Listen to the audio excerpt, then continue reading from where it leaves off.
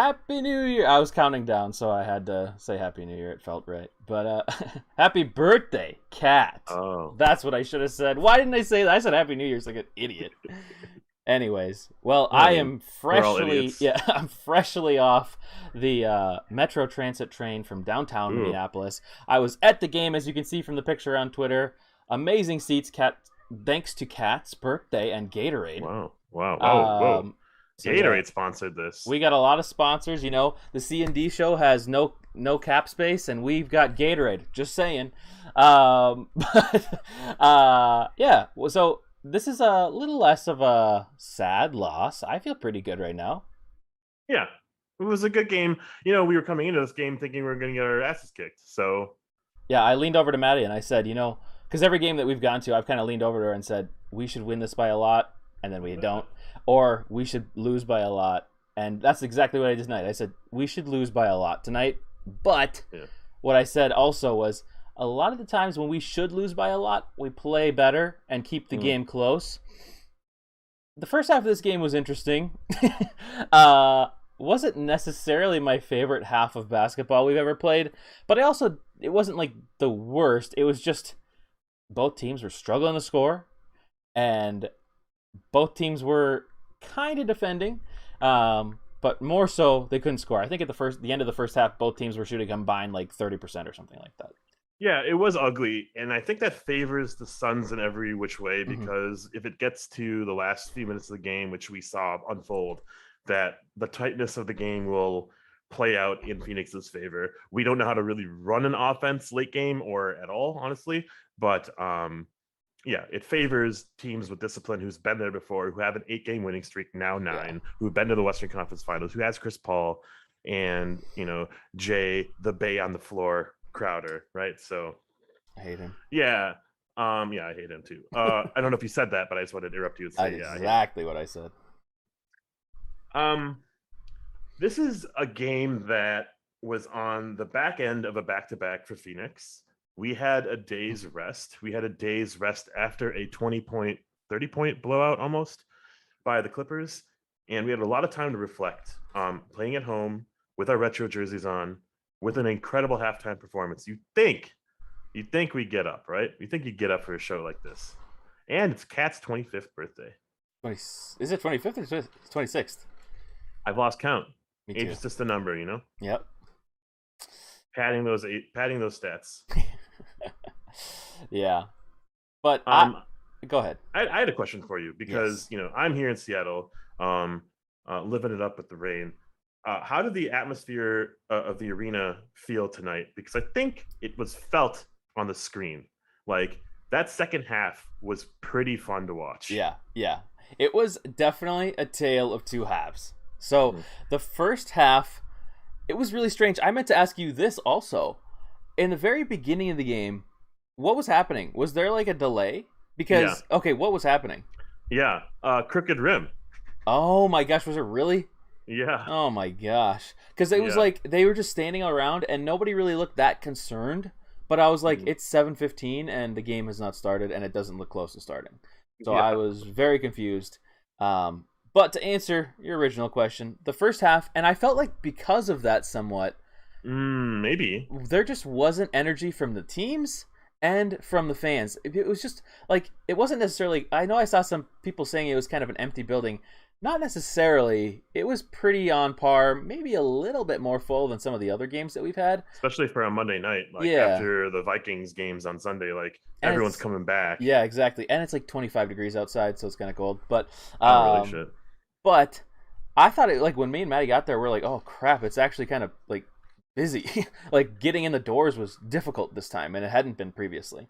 But anyways, the energy the first half was just not there. The fans weren't really into it. Not to say that it wasn't like the Orlando Magic game where like nothing happened. But it was just low energy. And Yeah. then we got to the second half, and actually, usually there's a little bit of a lull right coming out of the half. Always. And there was a little bit, but it wasn't nearly as much. And we very quickly picked up the energy. And when the bad calls started going against us, Yeah. whoa! It like everybody woke up instantly. Yeah. It was kind of like everybody was like just chatting, kind of like you're at like a mall or something like that. That level of noise for the first half. That's good. That's a good way of describing it. And then, we get to the first bad foul call, and everyone stands up instantly and is screaming. And then we get to the foul where Devin Booker flails, doesn't get hit at all. And dude, the crowd, from Beverly's reaction, I thought he fouled him at first. Oh no, because I couldn't tell from my. Because he went to Booker and he went to like hug him. And Yeah. Okay. Yeah. So then I was like, oh, he air. definitely. And then they showed the replay, and dude, I was concerned for like people on the court because people were so mad. It was insane. But no, the second half was super fun, and I think that's definitely going to sway my opinion of how tonight's game was. Just because it was really fun to be at that game and have the energy. So I know we still lost. I know we still have a lot to talk about with Ant, with sometimes Cat. Cat had a pretty good game tonight, but and D'Lo too. But it was just a fun game to be at. That's my thought process. How about at home? How did it feel? Yeah, entertaining. I thought the first half was very ugly. Cat came out swinging and was doing a bevy of moves from the post and the perimeter, and I kind of really enjoyed what I saw. He was really aggressively trying to box out Ayton, but Ayton was still eating pretty handedly, and so he was keeping up with Cat's performance. Booker and CP3, mostly CP3, was just like irrelevant, and that kind of gave me not hope, but like said that like, okay, the 20x point loss to the Clippers kind of meant something. We're kind of revved to play tonight. We felt like there was smiles coming out of the gate. The delay probably even favored us to an extent, and well, the offense wasn't gelling. I wish someone else came to play, but that first half was miserable to kind of like decode and kind of see moving parts working well. It was Cat in the first quarter and nothing really else, and the second half was very, very fun and lots of takeaways. I hate saying moral victories, moral losses, but lots of takeaways. Okay, we were down Naz Reid, we were down Josh Okogie in the second half, and we had a ton of foul trouble, and we still kind of kept it close with a team that was, it is kind of pegged for a deep playoff run. Yeah, and they're on such a hot streak. I think, I'm glad you said that. So would you say that this game doesn't feel, I mean, obviously it wasn't as bad of a game as we've had, like 27-point losses, but from your perspective, it felt like a good loss? Or is that not the right way is that not how you'd put it? I'm learning how to, okay, I'm always miserable after a loss. Those last second shot type of misses, they're always like painful and gut wrenching. But I'm learning how to lose. What was that D'Lo thing last year? Like, I'm learning how to lose before you had to learn how to win. That was a controversial take by him. And we're still doing it. Yeah, and I think we still don't know what the fuck we are, and we need more sample size, which is really, really embarrassing and also telling. But more importantly, I'm trying to dissect the season in smaller chunks than a game by game, or slightly larger chunks than game by game, and slightly less chunks than like 20 game sample size. Yeah. Right. I'm looking at the road ahead, and each game is kind of like a mini series of a 5-game series, in my opinion. And so this game, like, we're 3-8 now. Wait, we're 4-8. We're 4-9 now. 13 games in. Looking at a 5-game sample size, we have beatable teams coming up, right? We have teams that we can beat and have played against and should beat, probably. Hypothetically. We could probably go 0-5 or whatever, but chances are high that we won't. And this loss was kind of inevitable. So what could we glean? Sure. What could we gain? What can we kind of learn from this loss? I had a lot of takeaways, so I'm not mad about tonight, honestly. Yeah, we were probably going to lose this game in a bunch of fashions, and in Timberwolves fashion, we typically lose 1,000 ways, right? So all odds against us, and also the refs were kind of really, making it hard to see a path to win. They were. And Godfrey brings up a good point in the refs. He says game 12 of 13 blaming the refs. And that's semi-true. Like, we can't always blame the refs. But I do think that, here's what I was saying during the game tonight. in regards to Jaden, because Jaden has had, I think his average of fouls per game is literally like 5.5. But he Jaden has some fouls where they're stupid ticky tack fouls, but then there are moments where Jaden is not fouling and he is getting called fouls. It's kind of 50-50 in my mind right now. But it's more so less that it's not a foul and more so that it's like you absolutely do not call this on the other end. So I don't know what it is about that, and I'm not trying to put this loss on the refs because we definitely needed to play better in that first half. There's all these different things that we could have done better, but I mean, there were some crazy questionable calls tonight. Crazy questionable calls. Yeah, sure. Godfrey asked a question. Maybe a point at me because I said the word inevitable. So if D'Lo doesn't break that last shot, hypothetically, we win potentially, right? There's still some game left, so Phoenix would probably still get a shot off, but we probably have a high percentage chance to win. So how is this loss inevitable? Well, we're a bottom-dwelling team trying to prove ourselves against the top of the West. The top of the West had the end of a back-to-back, but in close game situations, know how to execute, had been executing all throughout that entire fourth quarter. And I thought the game was not out of reach, but I thought a loss was imminent. Yeah. So I don't know if I can really clarify or answer your question, but that's kind of how I interpreted this game. Yeah. And the loss to me didn't feel as bad if I had with that mentality. I think just to have a semi-opposing viewpoint, the Suns are a great team, but there is still just a part of me that just cannot believe in the Suns. I don't know what it is. So whenever we play the Suns or even like the Jazz to an extent, everybody considers them like top teams. By everybody, I mean a lot of people. And I still just view them, even as the Timberwolves being a bottom-dwelling team, as winnable games for us. So I came into tonight with a real thought process of we might win. I didn't necessarily view it as like, oh, we're going up against, like when we went against the Bucks, I was like, we're gonna lose by maybe 50. And then we actually won, which given is showing to not be as impressive of a win because apparently Milwaukee is 6-7 or something like that. Yeah, they're going through some growing pains. They're also injured, but yeah, just so I guess I thought there was more of a possibility to win tonight, but at the same time, you're right. This is a team that is very polished. They were in the finals last year. They have Chris Paul doing what he does all the time. He always has, hitting mid-range jumpers, clutch situations, and we just can't guard him. It doesn't even matter if we guard him well because he just gets it off. He just knows. And same with Devin Booker, who has turned into a very similar player where he can just kill you end of game. He was invisible and he like showed up in the fourth quarter with 20 points. Yep. He was 12 from 12 on the free throw line. Like that sucks, right? Like that's what we want in our second tier, third tier players, and we don't get that unless they're popping off, right? Like we have to have like this evangelical type of like moment from them to get to their averages, right? So Devin Booker, Chris Paul get their averages on a nightly basis, but it comes in the flow of the game as opposed to them literally taking over from the start.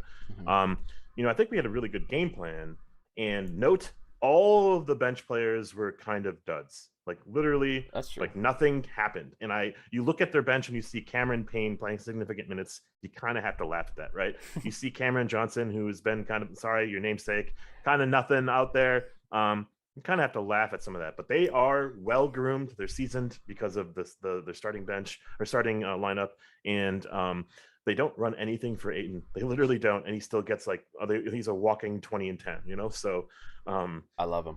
That's how they win so many of their games, because they have kind of constant output and a splash from here and there. They ride the hot hand occasionally, but everyone gets theirs. So in a regular season, they kind of didn't shoot the best from three tonight, but they know how to win. They know how to, abuse some of the ticky-tack shit in the NBA, and they got to the line a bunch, right? So yeah, it's all true. By the way, Grayson in the chat, along with Gerald Becker. And Grayson, are you really watching the Timberwolves games? That's brave of you. That's brave of you. I don't even know who your team is, but I know it's not the Timberwolves, so that's brave of you. One thing I thought before we maybe digress into some more very specific moments in the game or even the tier list, the one thing that I caught myself wondering tonight, and this isn't like some like sudden belief, but I just started to really kind of realize it. Maybe um, was maybe the Timberwolves just don't have a lot of high IQ players. You know, Uh, there's just I mean we have a high skill players, but as in a high IQ because Maddie was actually kind of bringing up an interesting point as to where in the first few games of the season we were getting shots off very early in the shot clocks and to the point where like we'd get an offensive rebound, immediately put it back up, and over the last couple games we have had so many shot clock violations. And she's like, I wonder if they were told to like hold the ball longer or make plays longer. And dude, she said that, and this is very astute. I think you're right because like Yeah. I think what's happening is they're overcompensating for Chris Finch saying, "Hey, don't shoot 2 seconds into the shot clock," Mm. and instead now it's to the end of the shot clock. And I mean, this is one thing that Ant does, and he needs to stop. Is he'll have the ball with like 14 seconds on the shot clock, he'll ISO for 10 seconds, and then either throw a grenade, which Kat threw a couple grenades as well tonight, but like all of our stars kind of are throwing grenades, to be honest with you. Late shot clock situations to people like Josh Okogie, Jaden McDaniels, and Patrick Beverly, who's a better option than those two, but has not really shown to be a better option this last season. A clock sponge, as Gerald Becker says. Okay, I think Maddie is like 70% of the way there. And Yeah. I think then you extrapolated that maybe, in my opinion, in a different direction than I would have. Okay. So in the early parts of the season, it's against younger teams, inexperienced teams, and probably inferior teams. So they also don't know what the fuck they're doing out there. And the Phoenix Suns know who to guard, Yeah. how to get the ball out of someone's hands, how to press, when to press, right? When to force an action that Cat got out of a couple times, but most often got into 24-second shot clock violations, turnovers, offensive fouls. The fucking list runs deep, right? Okay. In my opinion, in every single way, Phoenix is a better team than us. Yep. And also, in every single way, we are younger, lower IQ, don't have the intuition and the kind of like lexicon or like just overall IQ to get plays efficiently run, right? No matter what Finch draws up, we saw that ATO with like fucking 40 seconds left, and it was a fucking desperation Hail Mary. What the fuck Patrick Beverly put back, right? Like, yes, we did not deserve that. we didn't deserve that, or because of that, we were barely in the game, right? So, I don't know, like Herculean effort from Cat. We need to see more of this from him. Without him, we didn't have a whole lot of other people going. We had a lot of random people take their moments, and I didn't really like that. And I really hated, if you look at the box score, it tells you something. If you look at the like quarter by quarter box score, or like the like dissect each like quarter, it's very telling what happened throughout the game. And we could get into the tier list. We can talk about the player specifically. But Cat showed up in the first quarter and in the last quarter. And where the fuck was he when DeAndre Ayton was there throughout the whole game? Yeah, DeAndre Ayton. I love DeAndre Ayton's play, and I would love him on our team. But, but 11 for let's see here, 11, 13 for like 40 from Anthony Edwards, Patrick Beverly, D'Angelo Russell versus Phoenix, who went 13 for 30, 15 for 38. So like a little bit less efficiency, but the way that they got to the line 30 more times than we did was a big fucking factor to this win. Yeah. Well, we'll pop up the tier list here, start talking about players individually, and don't worry, Grayson, we won't have. I don't think we'll have too much Cat slander tonight. I might. Well, yeah, Ashwin might, but okay, let's pull her up here. That's not it. Let's get it up here. There we go. And a brand new Glenn Taylor tier has appeared. Thank you, Ashwin, for adding the Glenn Taylor tier to the much needed tier list. Oh, interesting. Yeah, the other thing that I did on the tier list was I changed the DNP to up next. Oh, so we had like all of our players in a row. That's all good though. Sorry. So that's all good, dude. That's all good, dude. Let's kind of group the bench players, which were not many because we were shorthanded. Very, very telling that we were missing Naz Reid tonight. It just showed on the court when we were like kind of force feeding McDaniels on a couple plays, and Okogie had free reins to just run amok. Mm-hmm. We needed someone with a bone to drive to the rim, and we missed that tonight dearly. So hope you're okay, Nas. We can't wait to see you back on the court. Yes, same. It would have been great to have him tonight, but Glenn Taylor below Wancho was correct. Sorry, I'm just reading chat. That's all good. I think McDaniels and Okogie can go into a grouping together real quick. Together, 4 points. Together, 5 fouls. Together, 2 assists, 5 rebounds, 2 turnovers. Doesn't matter. All this shit doesn't matter. Okogie had back spasms. Okogie had back spasms in the second half, so we didn't see him. Oh, okay. And McDaniels had a bunch of touch fouls that I was just very mad about. A couple like soft fouls that he should have just pushed harder for to like get Ayton to the floor harder. Yeah. And his only shots that he made were like directly in front of the rim, if not a dunk, like a lay-in and stuff like that. So they need to be better, but at the same time, there was some really clutch plays happening by Jaden on defensively, and a very much needed steal by Okogie. With this first second he came in, he drew a charge, and then he took a steal. So like those moments are like very, very needed for a team like this that's just learning how to play throughout the season. But honestly, like D tier for both of them. That's kind of what I was thinking. Okay, I was good. I was like, I don't think they deserve C tier, so I don't think we should be putting them there. Yeah. But yeah, D tier. Josh, I don't even know who's on. I guess Jaden probably on top. Josh on top. Josh on top. Okay. No, Jaden on top. Jaden on top. Well, it's pretty close. It's pretty close. Are we gonna use Wancho and Glenn Taylor tier tonight? Should we? I don't think so. I don't think anybody played Wancho tier tonight. Okay. All right. Maybe you. No, Okay. I'm just curious. I don't think we will tonight. I don't think Josh Okogie or Jaden McDaniels really deserve Wancho tier for tonight. But they also weren't a C, so I think D is fair for them. But I can't believe I'm just realizing that we only played 8 players tonight. Yeah. Coming in tonight, we were. I'm gonna just read a little spiel here. Please do. 25th in points scored per possession, 26th in EFG, 28th in turnover rate, 26th in free throw attempts, 22nd in field goal percentage. This is just bottom tier, cellar dweller of the NBA shit. 25th in catch and shoot effective field goal percentage, 24th in effective field goal percentage on wide open shots, right?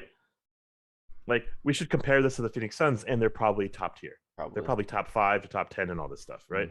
So our bench play was lacking, desperately needed some spark, and I think we got a little bit from Malik Beasley. Oh yeah, at least a start.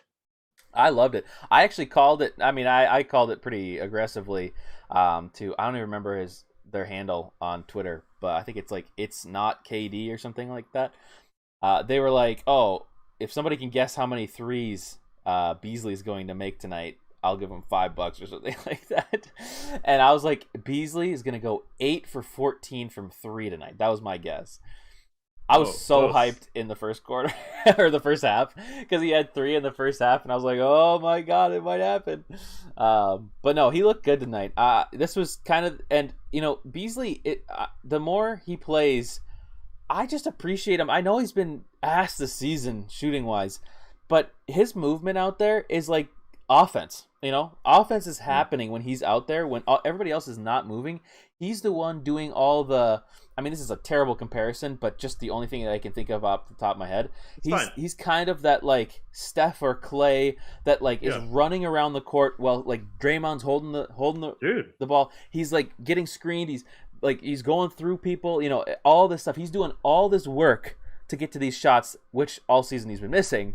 But tonight it paid off a little bit, and if Beasley can get his shot back a little bit, I just think that changes our team dramatically.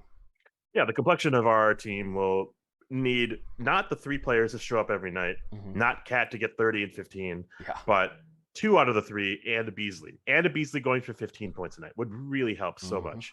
By the way, Christian Rondo was at the game. Headshot was at the game. You were at the game. I'm assuming maybe like an Annie-oop was at the game. I'm assuming a couple other of you guys were at the game. There should be a time this season that you guys should all just get together, do a little meetup or something. Wednesday. I'm vicariously living through you guys at the arena. So we're gonna a little photo to put up on Twitter Wednesday. If anybody's going to the game, let me know. I actually have 10 additional free tickets to Wednesday's game that I won from Arby's. So, Oh my gosh, Arby's is literally plugging in the seats, man. That's so funny. So let me know if you need tickets. They're upper Wait, so deck. under the seats are free tickets? You go to the game, you get free tickets. Yeah. So tonight they had They're more launching- tickets too. They're launching shirts from Crunch's Slingshot, and Yeah. it comes with free tickets. Oh, I wish they basically have to at this point. Oh, God. I just looked at chat for the first time. Hello, everybody. I mean, I know Gerald was here. I know Godfrey was here. We had Grace in here, but everybody showed up. Appreciate it. Cool. Mm-hmm. All right, but yeah. JJ took the night off. Yeah, that's Beasley, okay. 4 for 14 from the field, and he started like a air cannon, all air, no glass, no net, and I hated it. But he was still kind of in the flow defensively, and he played well, owning up to whoever they were throwing at him, especially in the second unit, which they kind of had an ass lineup, so it worked in Malik Beasley's favor. 12 points, 2 steals, 3 assists, which is third highest for assists, which is crazy because Beasley doesn't pass. 8 rebounds. That's insane. That's crazy. A little crazy. 4 for 11 from 3, which we should see that percentage rise a little bit, but that's about 40%. So can't get mad at his shots. He made 3 in a row, which was like in the flow of the game was about to go downhill quick, and he got us back in. One of his better games of the season. I don't know if it's his best, but he was felt out there. So I'm really happy about that. Yeah, he was definitely felt out there. I'm looking at his stats now, and the stats look good other than the shooting percentage, which seems crazy to me. I can't believe he took 14 shots and only made 4. It felt like he was way more efficient out there. Maybe I just had high hopes for Arby's. But yeah, he looked good out there tonight. He's kind of difficult to grade now because our expectation of what we get from a Beasley game is now lower than what he did tonight. But at the same time, this is better than he's done almost any game this year. So it's like you kind of want to almost give him a B. Yeah, Gerald says B. Headshot says, yeah, Malika B. I guess that's kind of what I was leaning towards. Are you thinking B or are you thinking C? Or something completely different? Oh, if we were to end the half and talk about a tier list, it was like a D tier, if not F. But I think his third quarter run where we were having an issue scoring and just his overall body of work, right? All that stuff that are actually zeros were 8 and 3 and 2. Like, let's give him a B. Let's give him like one of the better players of the night. And I think this is a confidence booster game, and hopefully cross our fingers and our legs and or whatever, that he'll come to play next game too. I hope so. I hope he plays like this next game. Oops, I went to the highlights. I think Godfrey might be on to something with did Beasley score in the fourth quarter? I don't think so. I don't think so either. There were a lot of D-Lo shots. He was kind of in and out of the lineup too because of foul trouble of others. Yeah, he wasn't in there, and he was end of game, but like for the last I think 4 or 5 minutes he wasn't in. I can't remember exactly. I still think we're gonna maybe give him a B tier. I guess, being slightly leaning now towards a B minus, but still, I think his game was decent. He had a lot of rebounds. He had 3 assists, which apparently is almost a team high. But yeah, that was a good game from him. But that is the end of the bench players tonight. 3 players. Pretty wild. Anyways, on to the starters. And the last starter is Jared Vanderbilt. One of the many players in foul trouble tonight. We had 4 players with 5 fouls and 2 players with 4 fouls. That's all our fouls. Yeah, that is all of our. Oh my gosh, it is. Everybody that had a foul had a million. But Jared Vanderbilt obviously shows up a little less on the stat sheet, but he did have 7 rebounds, and his rebounds are always so impressive to watch. Albeit tonight he didn't have as many of those, like, I jumped over someone and got the rebound. He was just jumping high, and there was really nobody contesting. But, Vanderbilt just has all these, like, hustle plays, and he did have quite a few ticky-tack fouls and things of that nature, but overall, I didn't hate this game, but I also didn't love this game. So I guess I'm kind of sitting somewhere in the middle tonight. My favorite part about Vanderbilt's game came to show glimpses of it tonight, where he has a lot of hustle, a lot of boxing out for rebounds and all that junk. The offensive rebounds are key. The kind of just deflections and general kind of position repositioning of the offensive player by him is great. He can also guard 1 through 5, so he could guard Chris Paul and Devin Booker's. Yeah. However, you're guarding Chris Paul. You probably haven't gotten a whole lot of looks against Chris Paul. Chris Paul takes all of your aggression against you, as we saw 10 times out of 10 in tonight's game. So there's good and the bad with Vando. I think it's a C tier for him. I agree. And one thing I was noticing about C as well. a lot of our defensive players, I guess, in Vando, Okogie, Beverly, Jaden, is something that they're all doing is they're all rushing. So when we're trying to catch up on defense and we're switching, or like, there's plays happening and we have to keep switching who we're defending on, and we're always a step behind. We have all of our defensive players jump to the ball and leave their man. So I fucking hate it. Yeah, and it's great to see the effort, but at the same time, there's times where it's like Cat is going to like pick up the switch, and then Vando also goes or something, and it's like, oh my gosh, what are you, like, we're just leaving somebody open. And we were lucky tonight because the Suns actually missed quite a few shots that they should have made, especially wide open threes. They were missing a lot of. Luckily, this was a bad shooting night for almost everybody, but there are so many plays like that drive me crazy. Anyways, long story short, I agree, he's a C. So yeah, I will put him in C tier. Next up is Patrick Beverly, if you want to get started while I find Vanderbilt. Yeah, all I was going to say, just more on the point, is we are going to be facing teams that are bigger, stronger, more effective at their roles than us. And we are holding serve to a lot of extent. Maybe we're catching them at a end of a back-to-back. Maybe there was some injuries or whatever that we weren't looking at. And Aiton's fresh off of a 6-game absence or something. So he was kind of coming back in the swing of things, and he really played well. But Vando gave him a little bit of trouble, and that's good.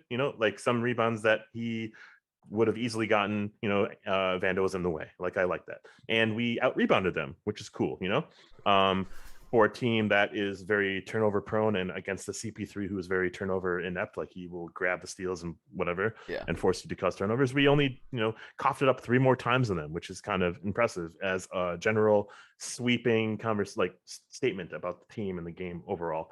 And we held serve in every aspect of the game, from free throws percentage to 3-point percentage to, blocks, steals, assists, everything. We were kind of holding serve. And so whatever, right? It was a close game throughout the game.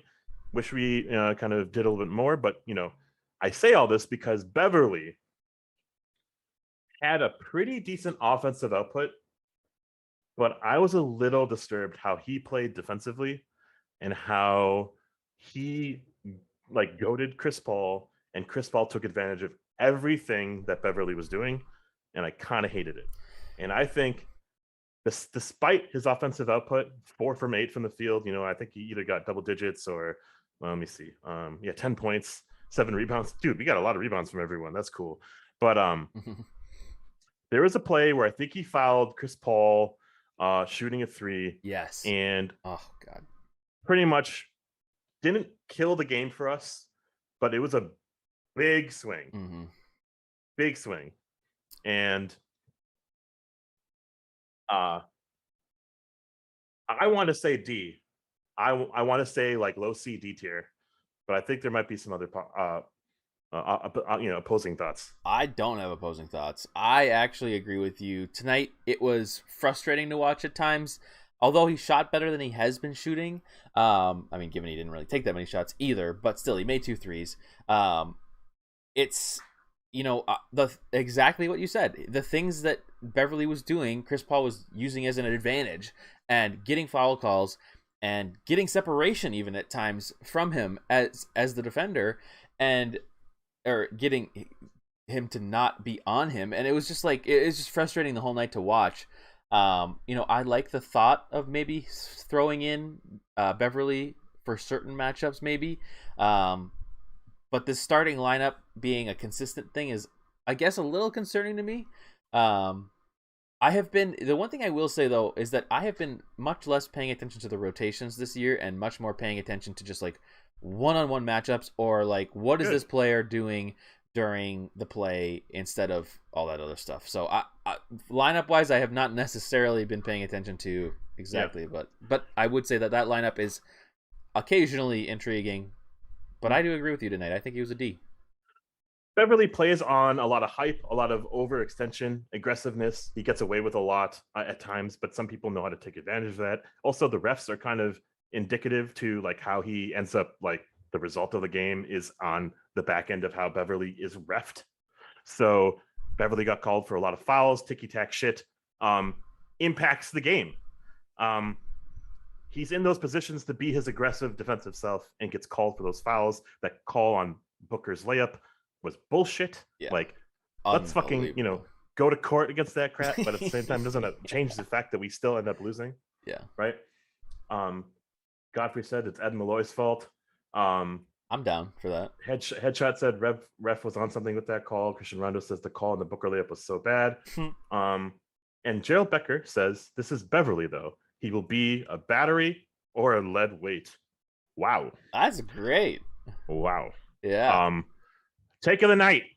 That is the Oculus outstanding state of the night, state of the game, statement of the game, whatever that shit was that the day debuted tonight. Yeah, I really think that he needs to be more of a professional tonight. He is our vet. He is a person who is going to say this, that, or the other, and or defend in a position of this, that, or the other, guard the best player, get CP3 out of his rhythm.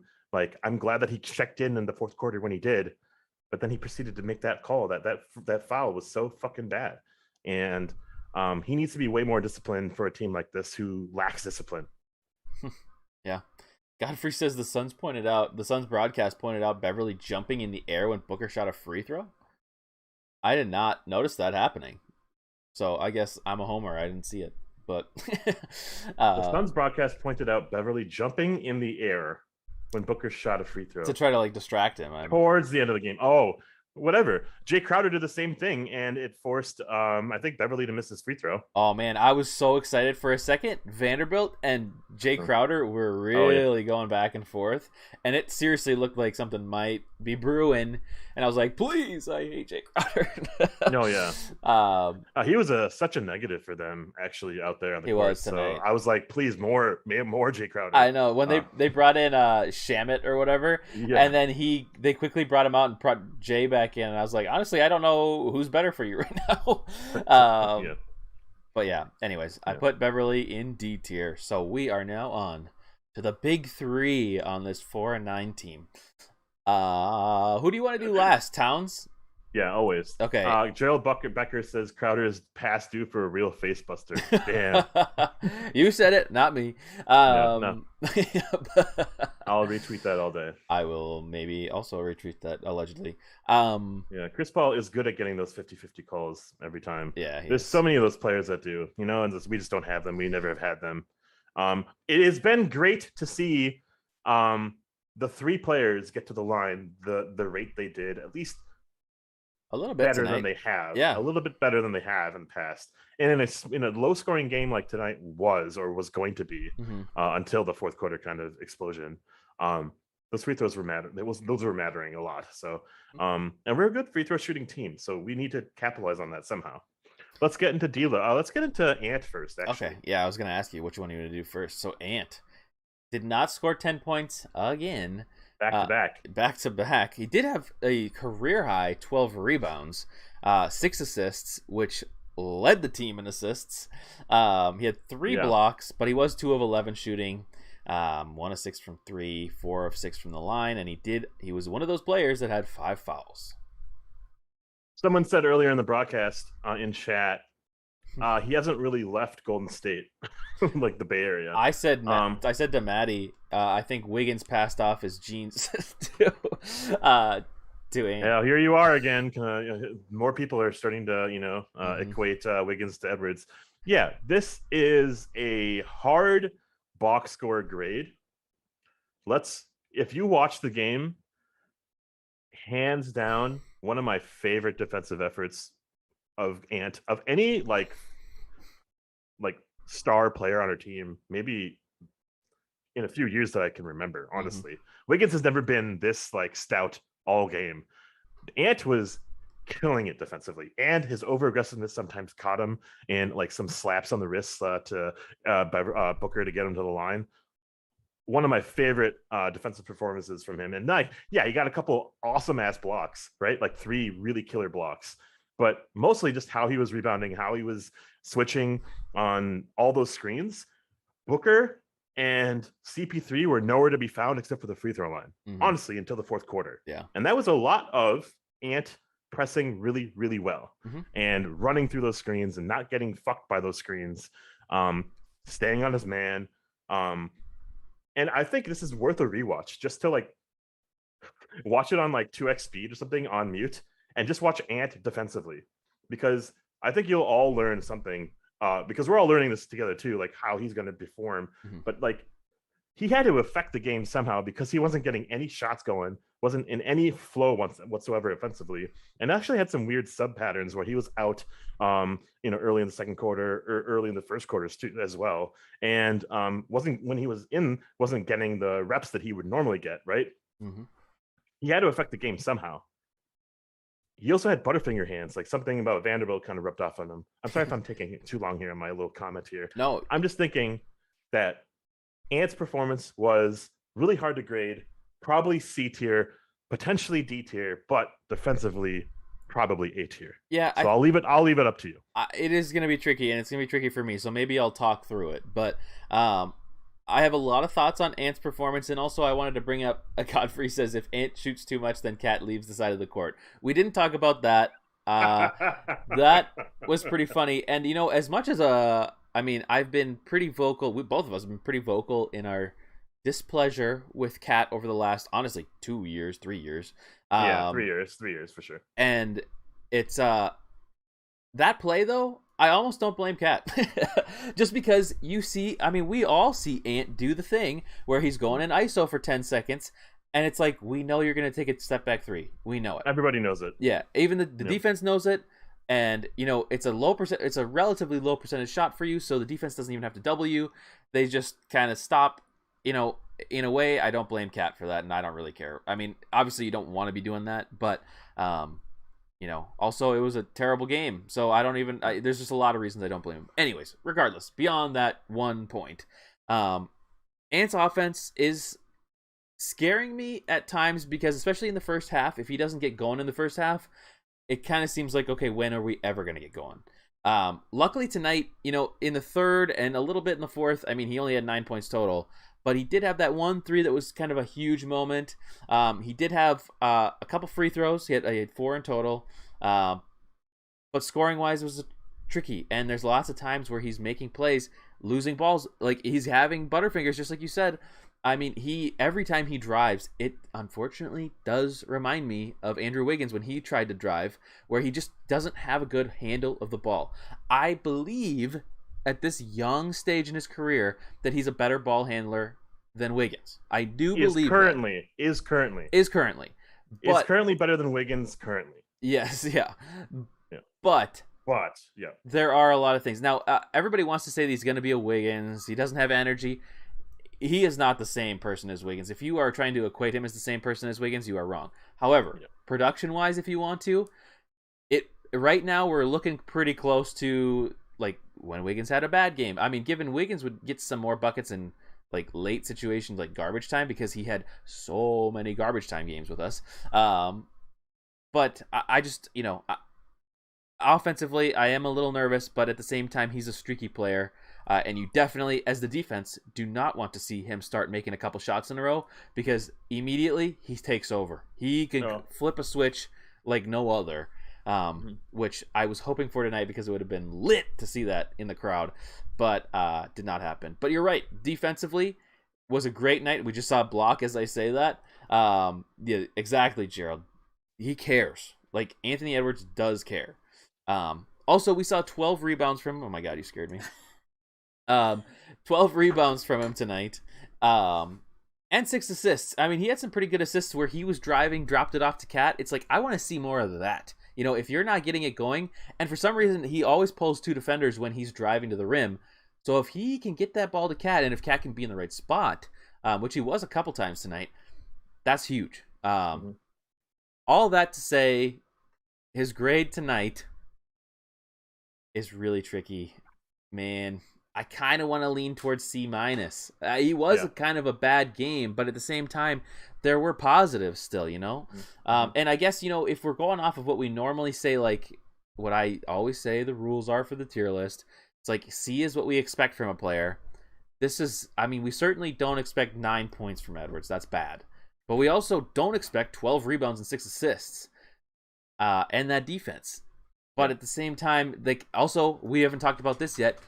The end of the game situation, the very end of the game. What a boneheaded play. We do not need a 3. And there's your Butterfingers again. Little Martell Webster-esque. Right, it was. The reverse Martell Webster. Yes. Webster. You know, he also didn't get a touch in the end of the game. Like that fourth quarter, that 4 minutes to go, he had 1-3, and it was kind of awesome that he made that 3. The one shot he like pretty much took in the fourth quarter. Yep. He didn't see the ball again until that like play where he was like fumbling the ball, right? So I wouldn't necessarily blame it on him. Like D'Lo had an open shot. That's our chance to win the game right there, you know? So I think a C tier. Godfrey says C tier, and when we are confused, we look to the Godfrey. We look up to the sky or to the chat. Yes. True. I don't know what that was. But growing pains, 20-year-old rookie, second-year player, is asked to do a ton. He was a dud offensively and a stud defensively, averages out to a C. I like it. We are expecting great things from him offensively. He didn't bring it tonight, so, you know, got to bring him down a notch. Otherwise, you know, he would be better than that. Hashtag math. Hashtag math. All right. Well, we'll move on to D'Lo, who was supposed to be our star game winner tonight, which did not happen. He had 22 points. He only had 4 assists. He did have 2 steals. He was 7 of 21 shooting, 1 of 10 from 3, but he did get 7 free throws tonight. Yeah. He also had 0 fouls, but that's because he doesn't play defense.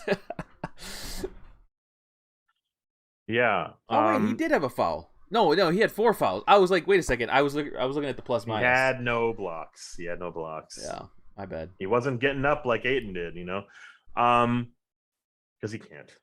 Yeah. I love the fact that he went to the line 7 times. I think that should be a running theme for him, is get to the line whenever he can. I don't mind him shooting 20 times throughout the game. I do mind very much so the late game icy D'Lo in his veins or whatever bullshit, and him trying to take over the game when he was nowhere to be found throughout the whole game. Like, seriously, where was D'Lo all game long offensively? It's nice to see him getting 22 points or whatever on pretty bad efficiency. Yeah. But outside of those free throws, I don't have a whole lot of positives to say offensively. Defensively, he pulled his weight. He's used as like, he used to be used as a like goat, right? Like, oh, look at D'Lo, let's take advantage of him. But he's been playing more of like the defensive, like the dunker spot role and like where the corner 3 players are. And he is like the last line of defense when Cat's out on the perimeter, and he's doing okay. He's boxing out Ayton, he's boxing out the Kaminskis and others and Crowders and doing okay. And it's forcing the other player to get the rebound. So much of what I know about basketball is on defensively, you have your back to the basket, you're kind of perpendicular to the basket as to the ball, right? And you don't let the offender see your name on the back of the jersey. And also, who's rebounding the ball for them offensively? You box them out. Like, you run to them because your bigs are going to get the rebound, not you, right? Yeah. So that's what he was doing, and it was kind of nice to see. So this is probably a D performance though for D'Lo.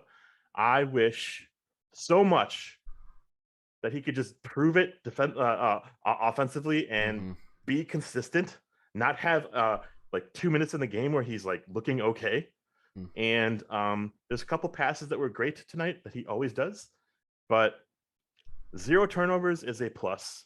which is like usually he's very high, he's very turnover prone. Hmm. Um, didn't do enough for me offensively to really give him a much of a like a grade above a C, but C or a D for me. So Yeah, what are your thoughts on it I overall? think to spoil it, I think I agree with D. You know, it was kind of a weird game from D'Lo in the first half. You're right. I kind of forgot about it until you mentioned it. He did have a couple plays where he was boxing out for the bigs to get the rebound easily. Um, but yeah, 22 points on 21 shots is not good. Um, We didn't trade Wiggins for Wiggins, right? Like we didn't want another Wiggins like performance yeah, from a exactly. player, and we And got it with D'Lo. I mean, I do think that D'Lo is maybe just in a bad slump right now, but at the same time, we can't have him be in a bad slump right now. Um, Yeah, for sure. it's like we need him to be making these shots in the game, and I'm not saying he needs to shoot 50%, but we just can't have what we're having right now, where he's taking shots at the end of the game that we need to go in to win the game, and they're just not making it. And Yeah. he's making a lot of buckets in times where they may be needed in like the second and third. I don't know about specifically tonight when he scored his buckets, but that's what it feels like to me, is like a lot of mid-game kind of heroics. But end of game, we still have yet to really see a lot of clutch, icy D'Lo. And maybe that is the best is yet to come, but we need it right now because we're a 4-9 team. Where realistically only one of our star players tonight had a good night. So Yeah. it He made hurts. one shot in the first quarter. He made two shots in the second. He made one shot in the third, and he took a bunch of shots. I think 9 or 10 shots in the fourth, and he made three of them. So the bulk of his shots were taken in the fourth quarter, and I think I'm really mad about that. I think this is on Finch. I think this is on D'Lo. I think this is on Cat, but I think this is mostly on D'Lo realizing that he needs to involve the players that are actually impacting the game way more than he is, and he's not doing that. I think he's way too kind of prone to taking the shot because he doesn't know how to execute or run the play or get open action. And I think he needs to find and force feed the ball to the next player that we should talk about after we grade him, which I think should be a D I agree. after we talk about this now, and it's Cat.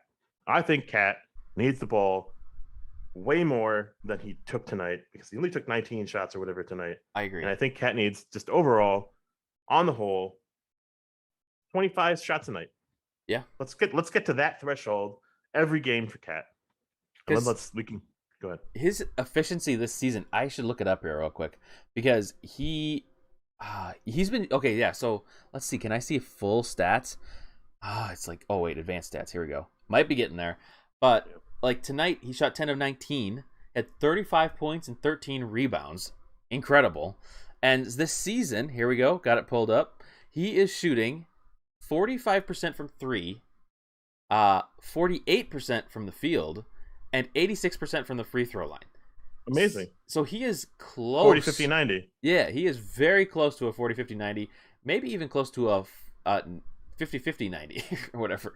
Or whatever that is. Yeah. Yeah, but you know, his efficiency is crazy. He just has not had as many touches, and you're right. I think that some of that is on Cat and some of that is on Finch, and I think more of it's on Finch. Because I think Cat puts himself in a situation like I was kind of hinting at earlier tonight. There were times when he was in the right spot for Ant to get it to him when Ant was driving, and that to me is very satisfying because that is kind of like regular basketball. Another situation that I feel like we rarely see is a successful pick and roll between him and D'Lo, and there was one tonight Yeah. where it was like I was talking to Maddie and I was like, we did a basketball. Like we're playing basketball and we actually Yeah. did something. Where it wasn't just stand around and wait for somebody to score at the end of the shot clock. It's too much of that. And you know, 19 shots is not enough for somebody like this. And I know we've been critical on Towns, but like there's reasons to this. I'm kind of getting flamed on Twitter from some people.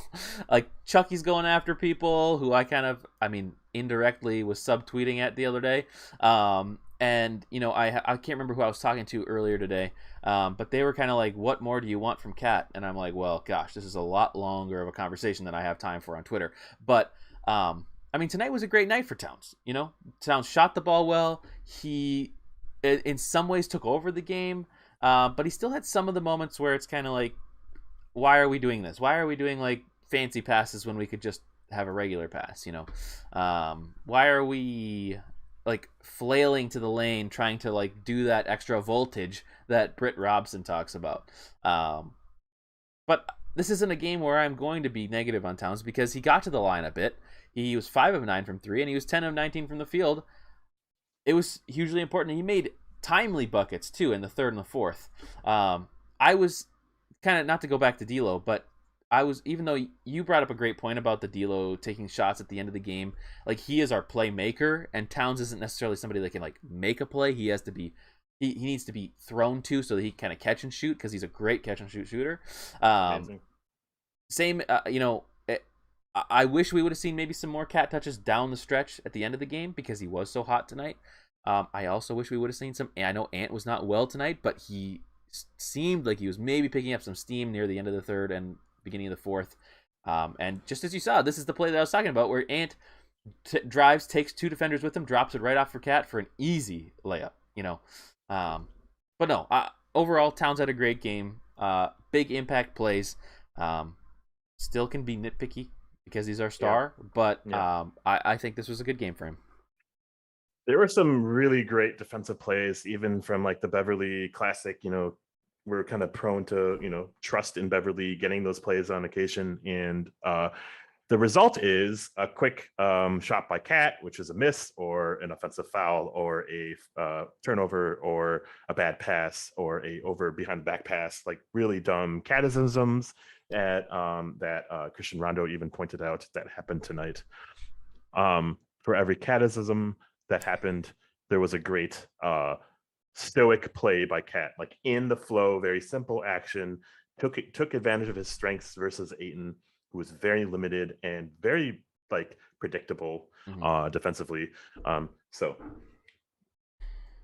all that yeah, go ahead. Sorry. Yeah, go ahead. Yeah. I was just gonna just add that he took a lot of the game on his shoulders, and there were some turnovers that just should never happen. And if we cut down those turnovers in half, like, we are winning this game.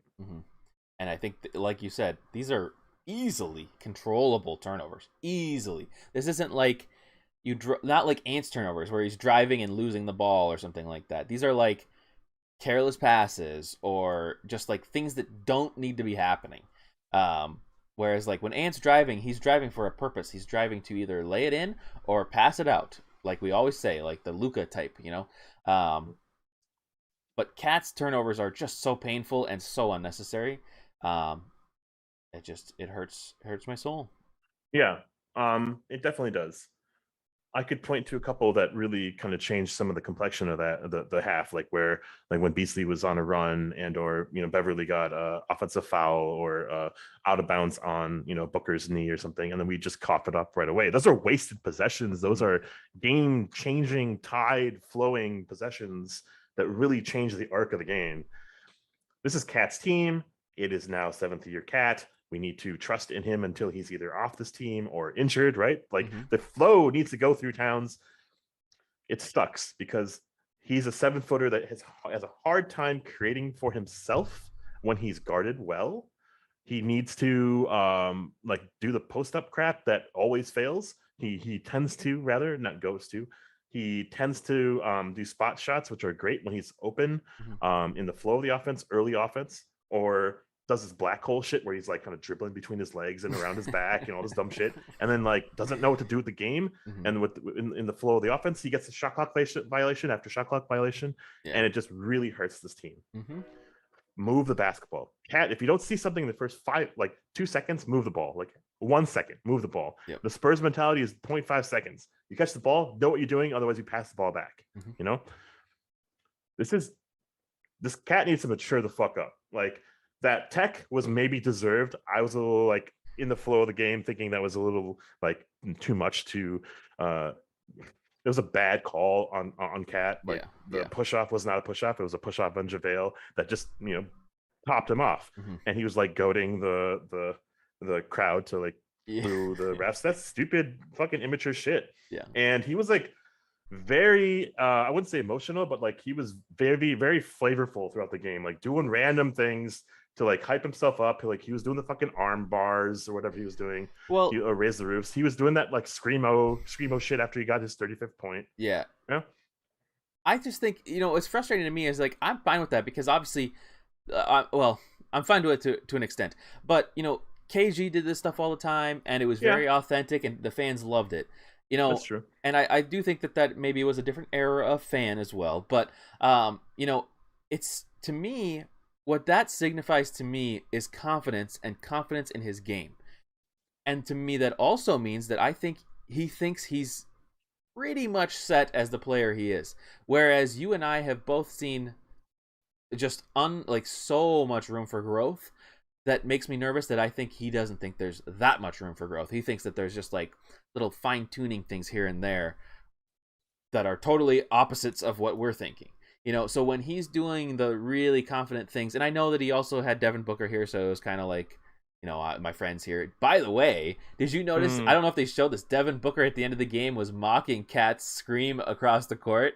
He was doing the same thing, and I was like, oh, but they're buddies, so. Oh yeah, that was fun. they get a little testy on the court. I think I've seen that before out of Cat and Booker. Mm-hmm. And also I think Cat comes to play versus Phoenix every time. He had a game winner in his like rookie year. He comes to play versus Ayton. I think he's like owned Ayton every time, like statistically, like points wise and everything. But cool. So this is a good version of Cat for the most part, with a lot of flaws that need to be fixed, need to be honed down. In a nutshell, I would say this is like borderline A tier, but we lost. And I think he needed more aggressiveness to get his shots in the fourth quarter, especially at the end of the game when D'Lo should not be taking those fucking shots. How do we get him the ball? I think that's on Finch more than us discussing whatever the fuck we can do. Mm-hmm. But like, we need Cat to get 6 more shots in the game. Let's start by the end of game shit. When it's a close game, he's our best shooter. He's our best like anything really on the court, especially if Ant's not having it going. Yeah, we got to get Cat the ball, and I think there's a lot of ways to try, but most importantly, we need to fucking try. Well, we are just doing ISOs with D'Lo and dribble handoffs to D'Lo, and I fucking hate it. Here's my very quick thought on it, and maybe you'll strongly disagree, but this is a big caveat. But if Cat could figure out how to get out of these double teams a little bit more effectively and pass the ball better out of the double teams, I'm all for Cat ISO end of game, because he can make shots in isolation when he's one-on-one versus a player. I don't necessarily love him driving, but just because his drives a lot of times have not been successful. He seems slower this season. We've talked about this in the last episode that we did. But I believe in his ISO ability to make a shot, but he gets doubled. And when he gets doubled, we're getting shot clock violations. We're getting kind of errant passes that don't, I mean, they need to happen, but at the same time, they're just not accurate enough for players to get them. And that also can go on the other players too. But, I'd be down for trying something like that instead of having D'Lo kind of try to struggle against a defender isolation. And since he's not shooting super well right now, it's a little bit more of a coin flip, but not a coin flip because it's not 50%. So it's just tricky. But I think I'm leaning towards... See, I was leaning more towards an A for this game because I think that Cat did have 7 turnovers that hurt. It's obviously not an A1 game. Killer. But, and the 7 turnovers are so killer. I guess I'm kind of on the fence, and what we say about being on the fence is that we knock a player down a tier if we lose the game. So I think a B tier is fair. And actually, like, congratulations. You had a pretty big stinker of a game last night or last game, and you responded in the first quarter. You like pretty much tripled your output, or doubled at least, at the very least. College Cat, before we drafted him, was a thing to behold. I think it was because mostly size and mismatches all throughout his entire career. He was always bigger, stronger, faster, whatever, right? Mm-hmm. He had a bevy of post moves, and he can't post up anyone anymore, right? Even the fucking... Tonight he had, like, not Cameron Payne, but he had, like, that other guy. He got bailed out by a foul Bridges call. And, oh, yeah. Like, Bridges was on him a couple times and all that junk. He can't post up anymore. He needs to not even fucking try unless there's a clear position for him to do something with it.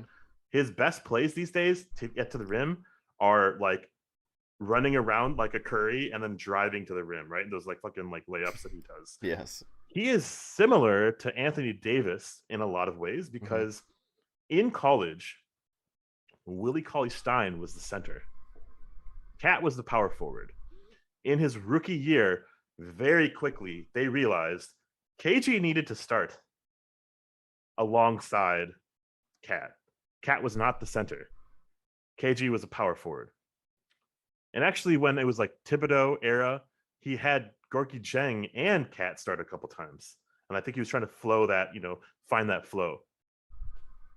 Or oh no, it was Sam Mitchell. Sam Mitchell did that, sorry, as well. So anywho, Cat is not a C, it's a center. And I don't think he ever can be because he's not strong enough. He doesn't hold his ground. He'll get in foul trouble as he always does. Hmm. He is trying to swat for blocks and gets out positioned for rebounds. He will never change in that regard.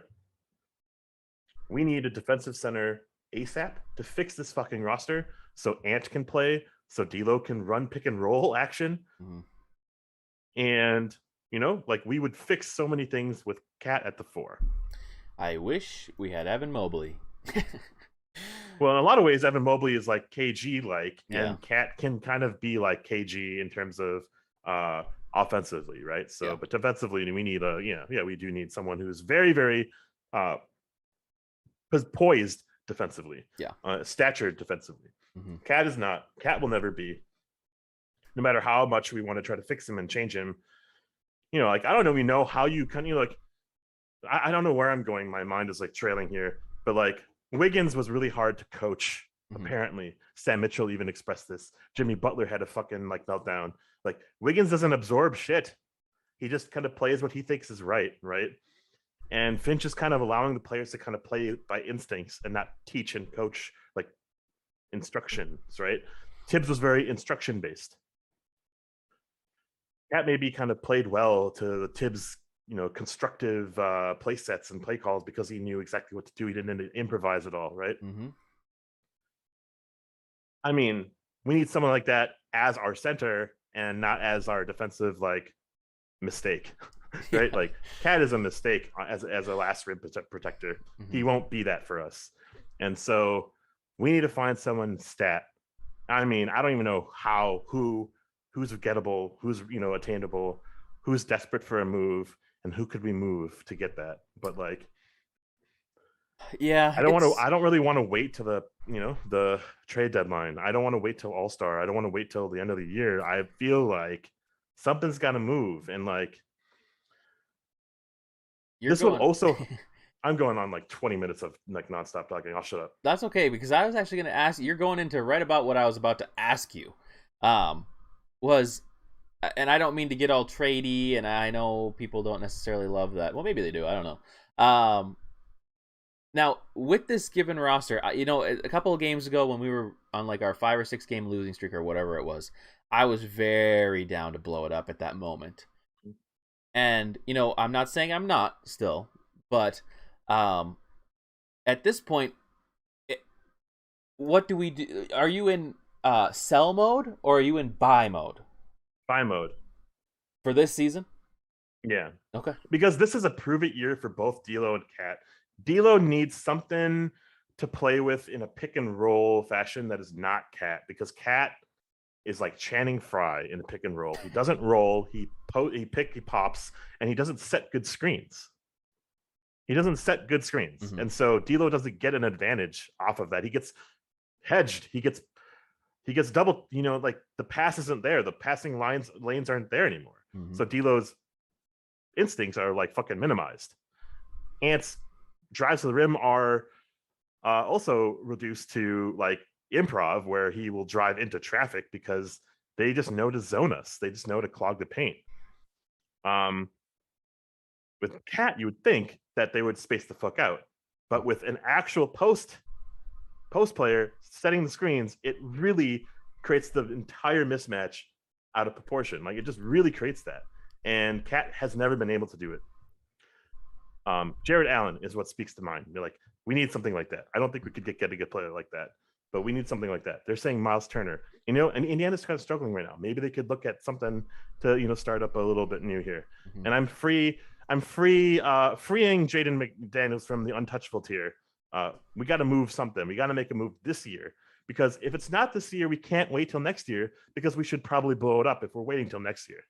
Yeah, and that's kind of my follow-up question for you. If things aren't working here close to the trade deadline and we don't have trades for bolstering our lineup, do we just play out the season, or do we do we just blow it up then?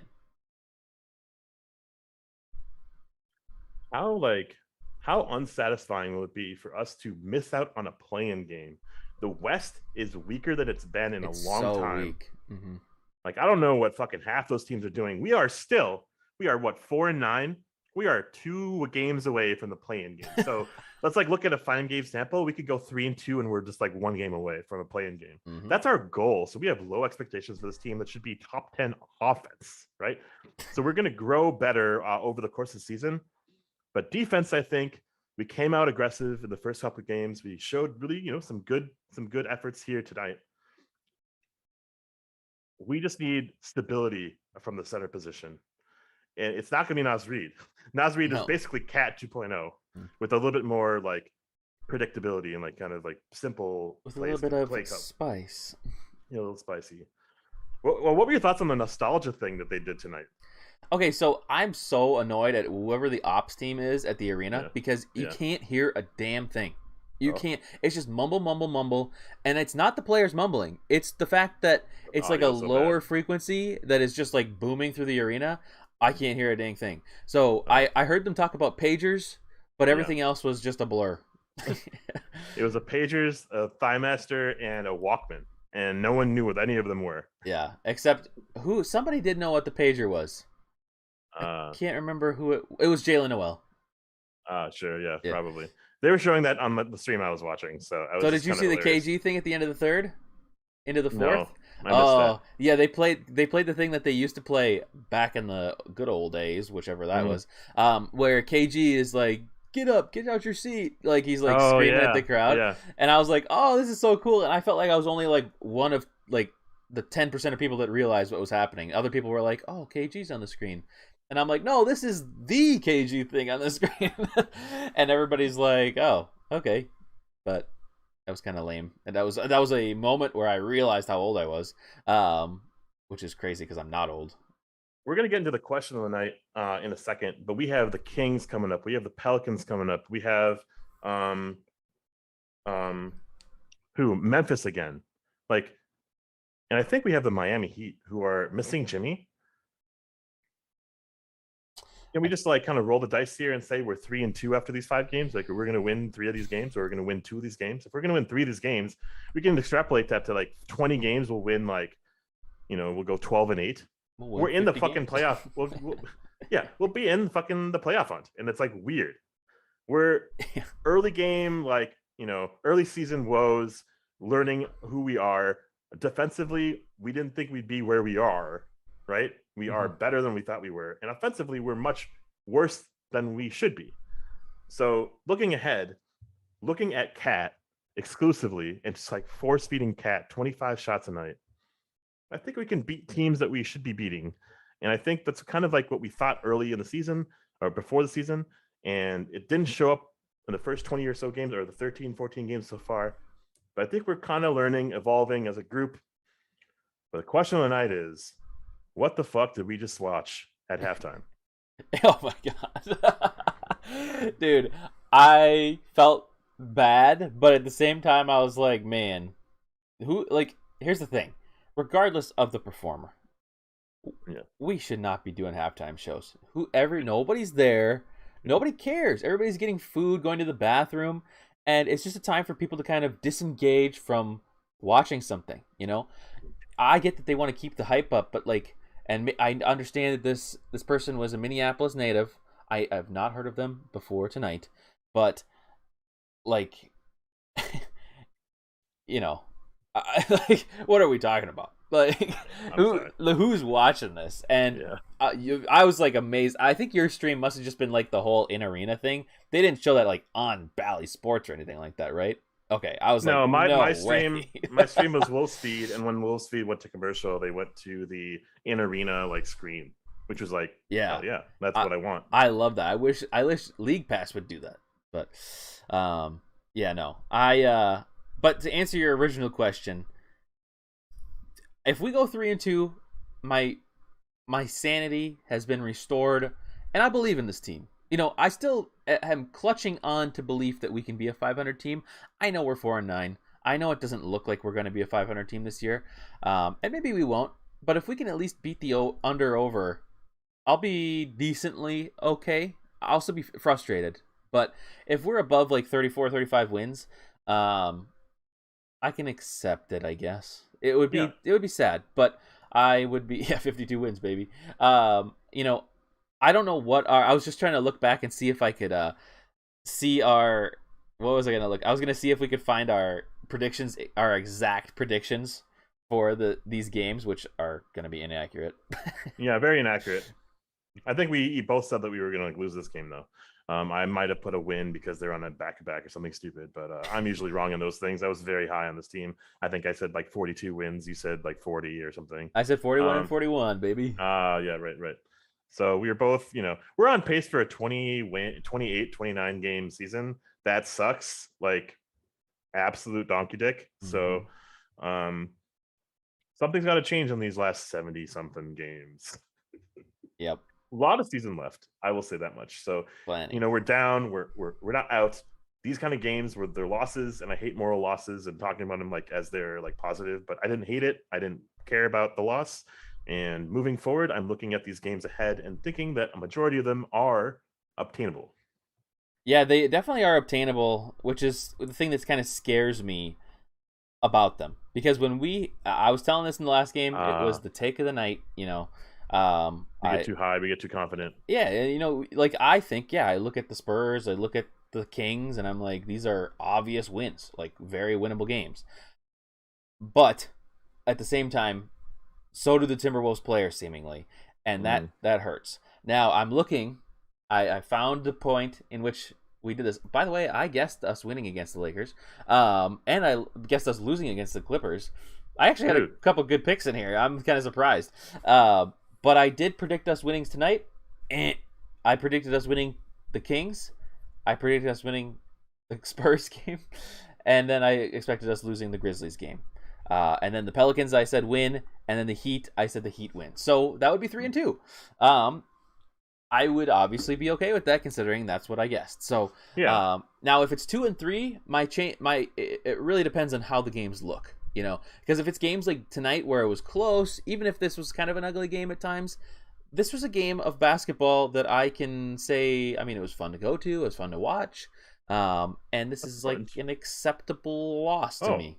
Oh, Godfrey says the next 3 are at home. Are you going to all 3 of the games? I'm sure you are. I'm going to at least 2 of them. That's crazy. What a season for you, man. Like, even though that they're kind of like stinking it up right now, like this is a lot of basketball that you can see. Shout out Arby's. I appreciate the tickets. I have, again, reminder, I have 14 tickets for Wednesday's game. If anybody needs to go, I have some upper deck tickets for people to go. And you do have to meet me, though, well before the game starts, because I'll be getting in there early. So, and no autographs this time. I'm super excited. I am sitting again, Arby's. I am sitting 3 rows back from the court I'm actually sitting in a folding chair because I'm so close to the court. That's so crazy, man. Tell me Arby's. what they smell like, man. Yeah, well, we'll see. I've always wanted to know like what type of Old Spice or Axe body wash they use. I'm digressing, but am I. Tonight's game was the first time that I've ever sat center court, like exact center court and lower level. I've always been off to the sides or in the corners. It was a very interesting experience. I was talking to Maddie about it in the beginning because I was like, I can't figure out why this seems so weird. But I think it's a combination of, one, we're kind of at the height where like the TV cameras are, so that felt kind of weird to be right in the middle. The past few games that we've been close to, it's like you can't really see the other side, but you see the action really close on your side.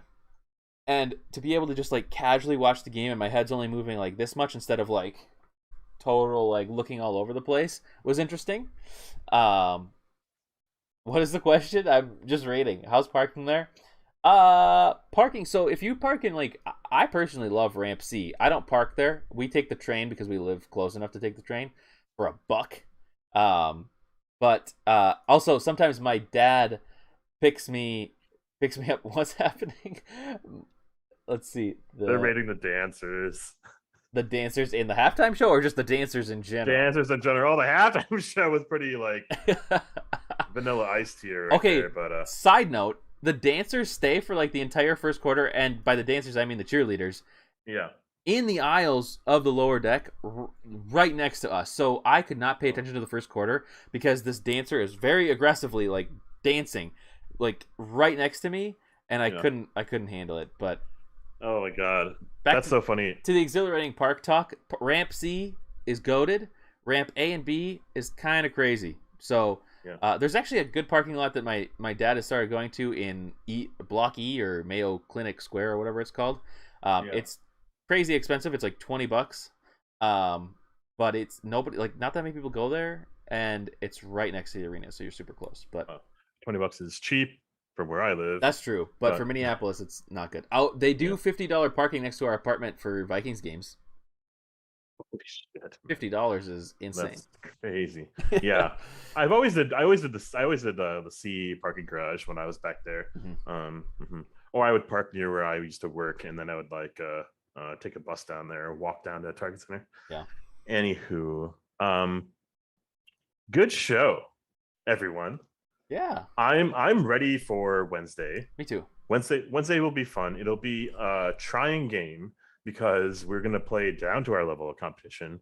And I hope it's not close. I hope it's a snoozer. So then we just go to bed early. We take the show in the fourth quarter. We just start it. I'm just kidding. I don't know. That would be fun. Yeah, that'd be fun. But I just think we're just a better team than the Kings. So I thought we were a better team than the Magic, but you know. Yeah. Yeah, I definitely thought we were a better team than Magic. However, the Magic have had some pretty good performances, given they're still kind of a not good team. But Harrison Barnes game winner will kill me. If Harrison Barnes is a game winner against us on Wednesday, I don't lose know. it. I will lose my mind. So we will not do a game show after that. If that happens, I will not be doing one. But I hope I wish Josh Okogie good health, and then I think that Naz Reid will be back. We'll be probably in a shorter rotation. The shorter rotation was a positive for me. Yeah, I liked it. I don't necessarily need to see Jordan McLaughlin, Jalen Noel, Torian Prince anymore. Let's just not use them. They should Let's be just like run with this. Dire situations like crazy foul trouble or garbage time. Yeah. And so much for a short show tonight. We didn't actually say that we were going to have a short show. We said we were going to have a good show tonight. That's right. And it was a good show. The length of a movie. All right, man. Well, good times. Great losing with you, as always. This was a good loss. As is routine. I thought we played fairly well given the circumstances. I think we could have won this game easily had we just gone out the gates swinging. Shots weren't made. I think for the most part we had good shot taking throughout the game, and I think I want to see better passing, better flow of offense. We're not going to get that for a while, but we're just going to want to see it, right? And here's to an improved offense. Let's all just say that much. Yes. Hopefully our defense stays about the same. But here is to hopefully by the end of this 4 or 5 game stretch at home or whatever it was, that we have an improved offense. Something is moving in the right direction. I agree with everything. And to close it out, if you're new here, leave a like, leave a comment after the stream if you're amazing. Because all these comments don't show up unless you watch the live replay, so it's kind of weird. But anyways, like the stream, subscribe, like I always say. We will be back on Wednesday night and Thursday night for the games. I am looking forward to them. And as always, to play us out, the cool intro, because it's so cool and the music's cool. Anyways, good losing with you all. See you on Wednesday night. Ooh.